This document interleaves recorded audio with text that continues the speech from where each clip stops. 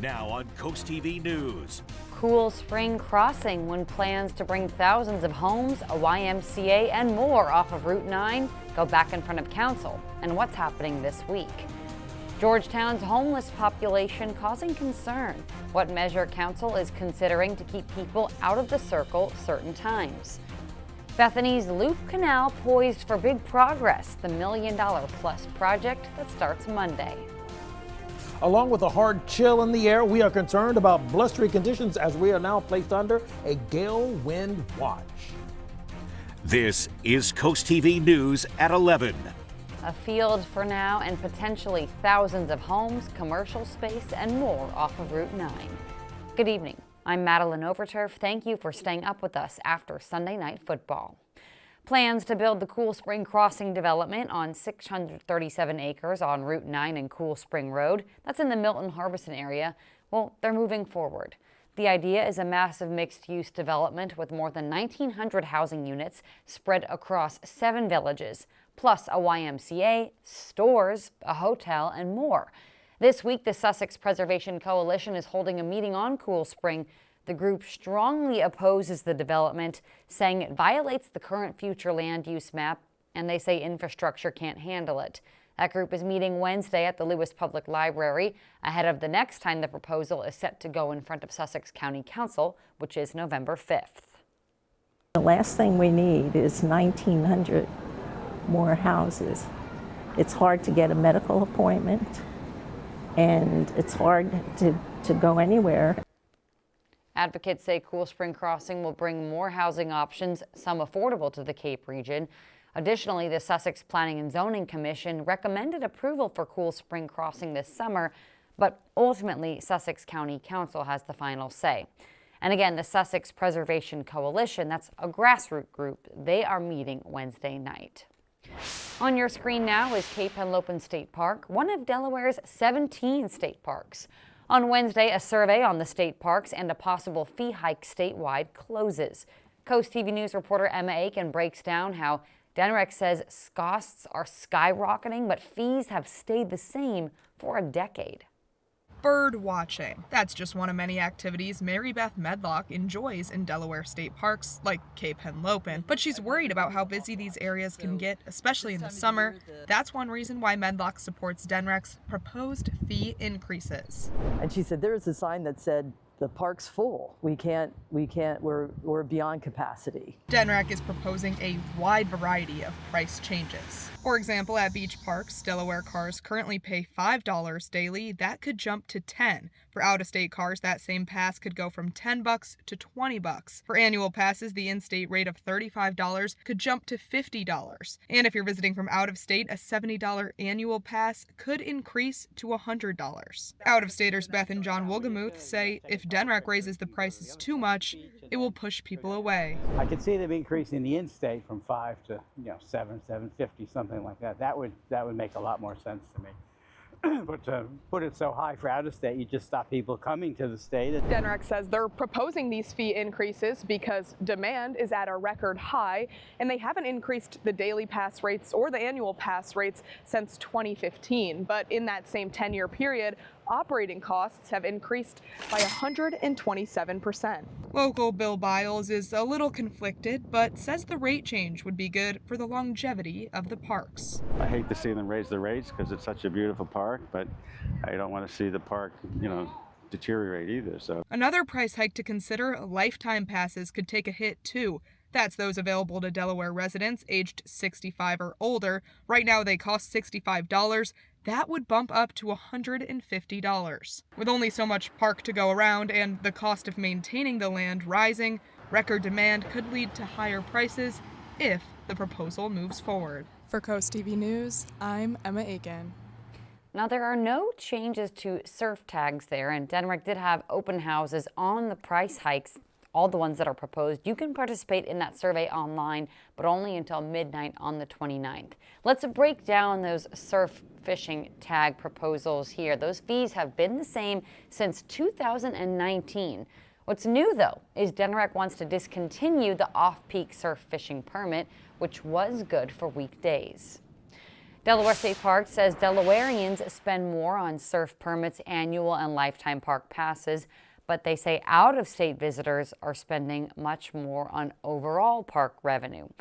Take a look at this. Non-residents are in green, making up 67% of total park revenue. Delawareans in blue, just 33%. We have Denrec's fee survey and a full breakdown of the full proposal linked on our website, CoastTV.com. Delaware lawmakers are taking a fresh look at nuclear power. A new nuclear energy feasibility task force meets Monday, October 27th from 10 to noon at Legislative Hall in Dover. According to lawmakers, the bipartisan group will study small modular reactors, examining the cost, regulations, reliability, and environmental impacts. A release from Delaware's Senate Majority Caucus says, according to the U.S. Energy Information Administration, Delaware currently uses nearly 100 times more energy than it produces. The beloved restaurant Eden in Rehoboth Beach is moving. In a social media post, the restaurant said it's leaving Baltimore Avenue after New Year's Eve to move where the Red, White, and Basil restaurant is currently on the highway. Eden says the Italian restaurant there will close November 2nd. Eden has been on Baltimore for 20 years and says Jam Bistro will be where Coho's Market is now on the avenue. And here's why Eden is moving and Jam was torn down.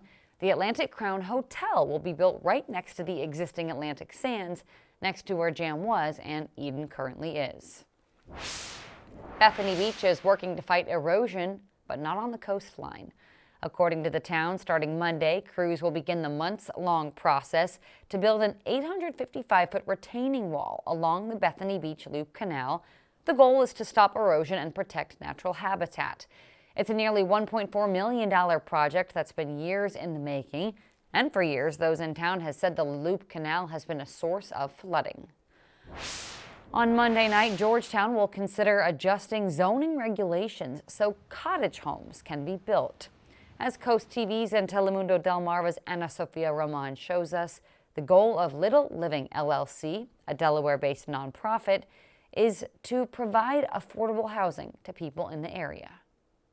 A cottage community could be built on just about 2 acres of East Market Street in Georgetown. Tony Vinciguerra, board member and secretary of Little Living, says there's a great shortage of affordable homes. If you believe all the statistics, around 50% of renters today are spending more than 30% of their gross income on rent, which is above and beyond what the federal standards are. So what we're trying to do is create homes, 1, 2, and 3 bedroom homes that are affordable. Monthly rent for the 1-bedroom homes will be $950. The 2 bedrooms will be $1,100 and the 3 bedrooms $1,200. All of them include utilities and internet access. For Sheila Woolard, who currently rents a room in Allendale, it's a great idea. It makes me feel there's an opportunity for me to be able to afford a home.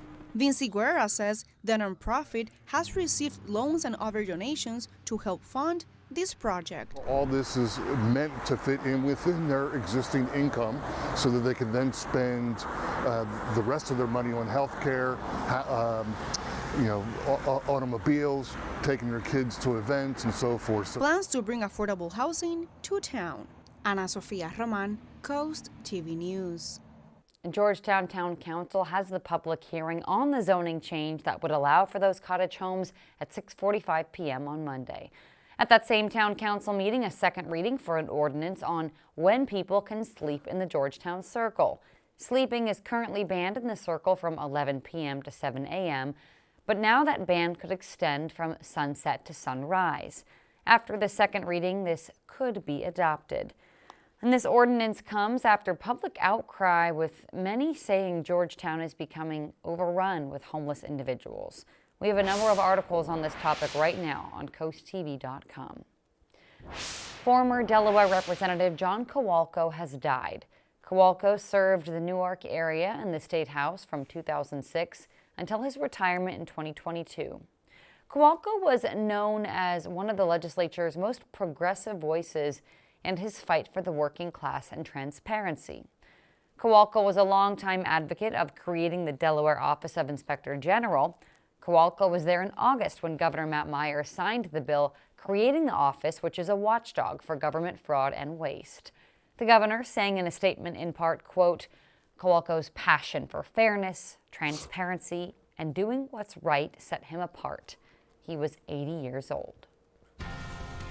Right now, we are keeping a close eye on just how breezy it's going to be along the beaches. We'll talk about that and the possibility of a nor'easter in the forecast. Details coming up. Don't go anywhere. And after that, the home buying process getting harder. What prospective home buyers are facing right now. Don't go anywhere. We're back in just 60 seconds.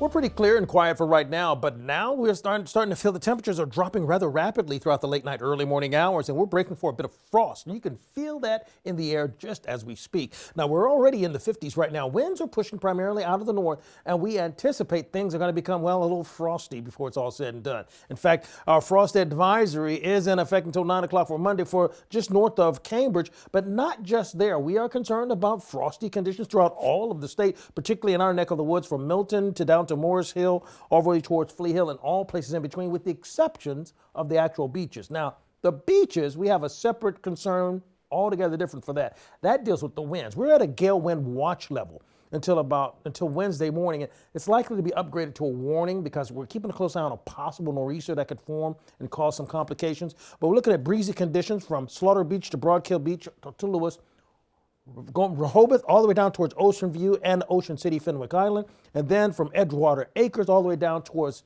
Chincoteague, where we're looking out for 35-mile-per-hour wind gusts.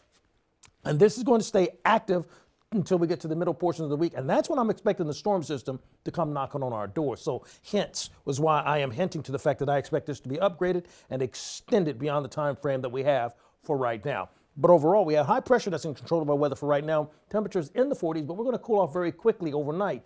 Keep in mind, Monday morning, we start off in the 40s with limited cloud cover, but the winds are pouring out of the northeast pretty steadily, and we'll pick up a little bit momentum as we progress throughout the day and throughout the week. By lunchtime, we're looking at temperatures in the lower 60s, and then Tuesday morning, we start off cloudy. Now, Tuesday is when things kind of turn, okay?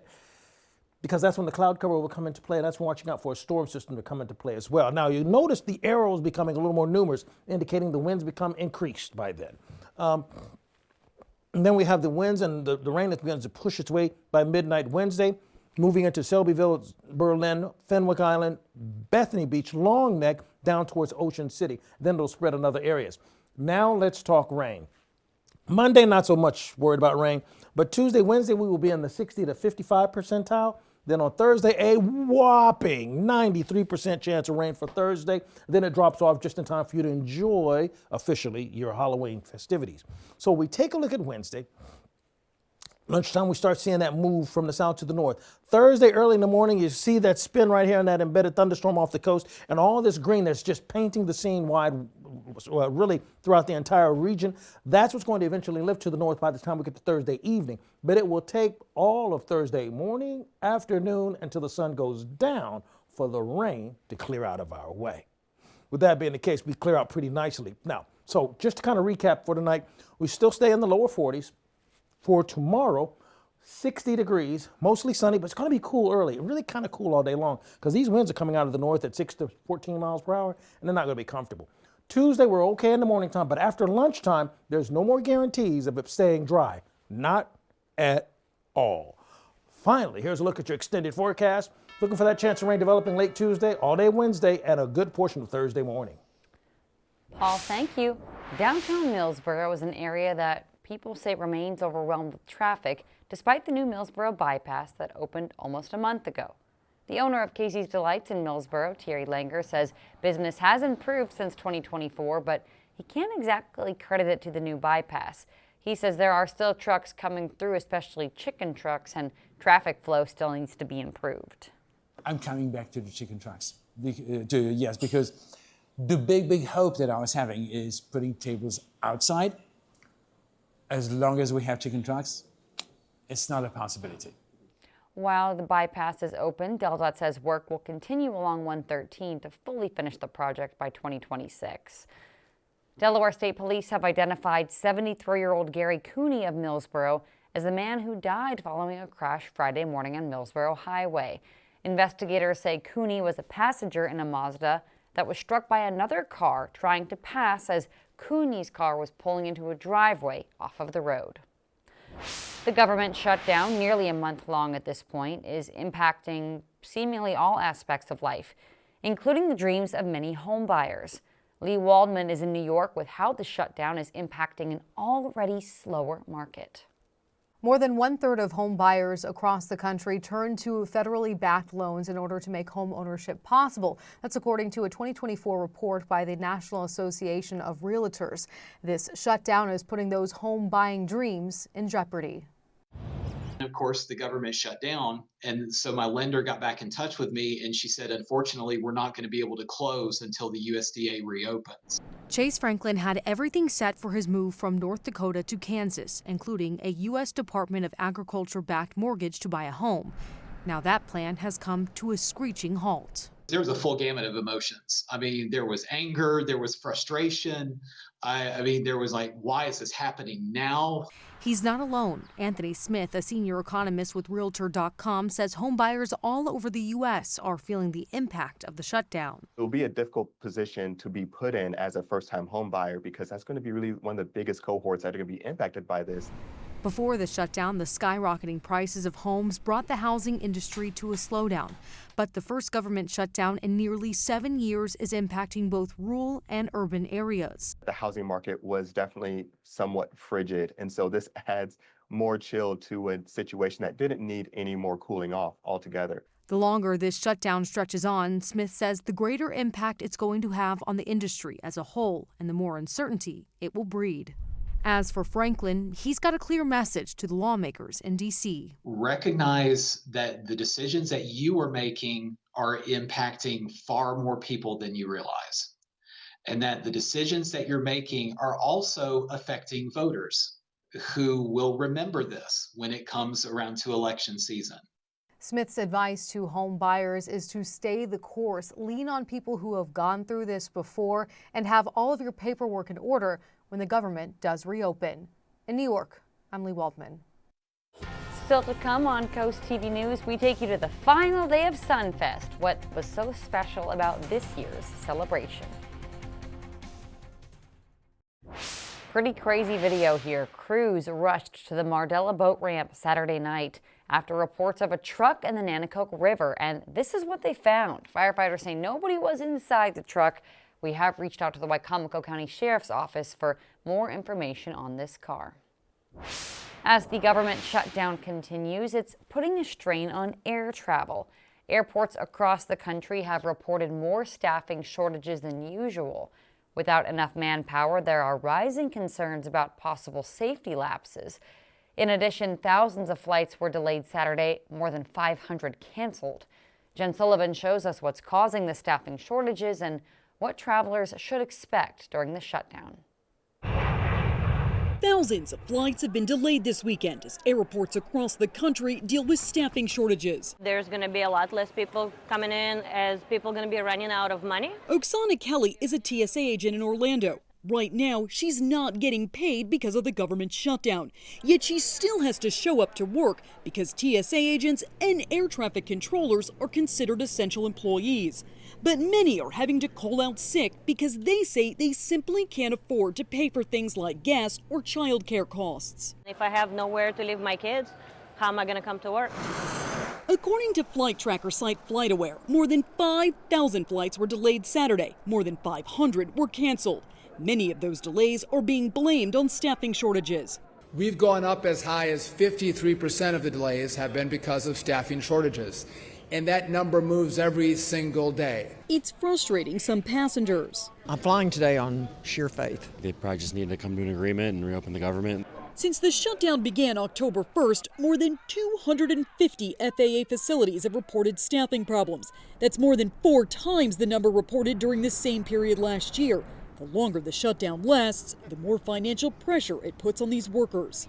That leads to an unnecessary distraction, and they cannot be 100% focused on their jobs, which makes this system less safe every day that this shutdown continues.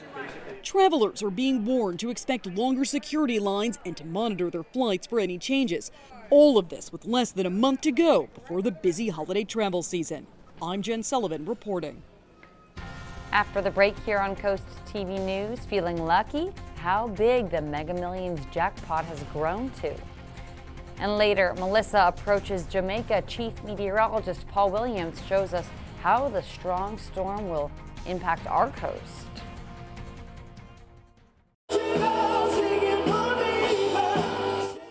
It was a great day to end Sunfest in Ocean City. Along with music, there were performances like dock diving, dogs, and shopping. People we spoke with say the signature event did not disappoint. It may not have all the glitz and glam like the concerts, which we have attended as well here, but it's always just a nice family day out where you can enjoy vendors, see unique crafts, get ideas for things you might want to do yourself, and it's just a lot of fun. This was the 50th year of Sunfest in Ocean City. The Mega Millions jackpot continues to grow after no ticket matched all 6 numbers in Friday's drawing. The jackpot has now surged to $714 million, making it the 9th largest amount in the game's history. The next drawing is Tuesday. After the break here on Coast TV News, we'll have one more check on your forecast after this. A rare mega storm is muscling its way through the Caribbean with Hurricane Melissa. NBC's George Solis shows us how Jamaica is preparing. Tonight, urgent preps underway in Jamaica as Hurricane Melissa barrels towards the island. The storm expected to bring catastrophic rain and flooding. Jamaican authorities today clearing beaches. It's a very dangerous hurricane that is approaching us, and we want to make sure that every Jamaican is safe. Travis Rowe plans to ride out the storm at home. We really are just trying to prepare as best and weather the storm here. In flood-prone communities, buses have already been staged for those that want to evacuate. Margaret Parks, a lupus patient, is leaving. Even though I have my medication here, I'm still not taking any chance. The weather threat shutting down the nation's airports.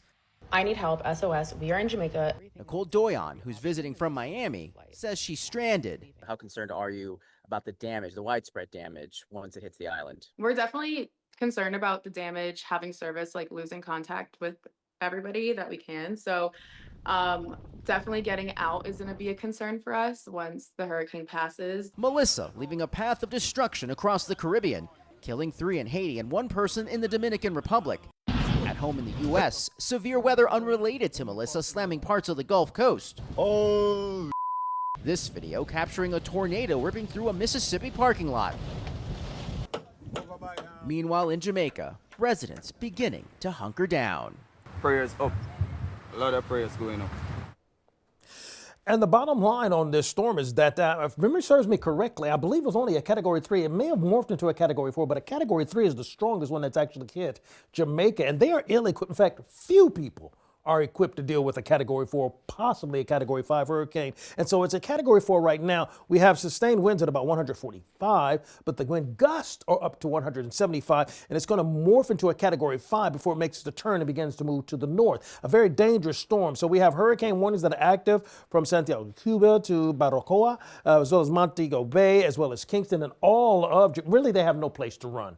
They just have to batten down the hatches and just bunker down. And we've gone from a tropical storm warning to an actual hurricane warning. So Melissa is a monster of a storm and still churning significantly. And all the spaghetti models are indicating that most should veer to the northeast and out of the way. But we have one small one that's going to veer over Cuba. I think that's one anomaly that we should be able to ignore. So in Salisbury, we're looking pretty clear. Now here at home, closer to home, we're concerned about cool conditions. In fact, we have a frost advisory that's active for our entire viewing area, along with the gale wind watch. Now this wind watch is not necessarily directly connected to what's happening down towards Jamaica, but we are going to watch out for the formation of a storm system that could create a wonderful nor'easter in our neck of the woods. By the way, keep up with your forecast by calling our number, 443-880-9100. Your forecast is just a call away, sponsored by the law offices of Bruckstead, Mandalis, and Federico. And overall, we're staying pretty quiet. Now, as you take a look at our extended forecast, keep in mind that we are looking for it to become very rainy and stormy for us as we go into the next few days in a row. Now, we will warm to about 60 degrees. It's going to be a very frosty morning for Monday. But then following that, we'll drop back down to 57 degrees on Tuesday with scattered showers. The rain will kick in for Tuesday. Going into Wednesday, I'm looking for rain all day long on Wednesday, going into Thursday morning. And as that occurs, we'll finally get a chance to warm back up into the 60s, like 67 degrees by the time we get to Thursday. But this will begin to clear out nicely for us by the time we get to Friday and Halloween. Most folks are asking me, what about the Halloween plans? It shouldn't be a big deal because most of the rain should be out of the way by then. And the weekend plans following that, we're not expecting any additional scattered showers. But once again, we have the active frost advisory for Monday morning, and then we're looking at gale wind watches in effect for our entire area. And as we come back here on camera, a couple of things to keep in mind also about what's happening with that hurricane. Once again, Jamaica just doesn't have the resources to really deal with that. So that's a problem in and of itself down in that area. But also, when they say this is catastrophic, we're talking about a possible hurricane that could shut down the entire area totally. No power, no toiletries, no water, nothing. Because we're not even talking about the surge of the winds along with the water. Right, the water is one thing. The water is one thing, but the winds are a totally different thing. And then in addition to that, you can still see other things spawning behind it because it's so big. The eye is going to pass over it once. One side's going to hit it, it'll get a break, and then the other side is going to hit it. So it's looking for a possible 2-for-1 hit off of a Category 4, possibly a 5 before it's done. Thank you for tracking that, Paul, and for tracking our weather here, including possible storms. We will be here with you this week as we follow those. And hey, thanks for being with us here tonight for Coast TV News after Sunday Night Football. For more news and local weather, you can download our apps. And we're back in just a few hours for Coast TV News today, starting at 5. Have a great day.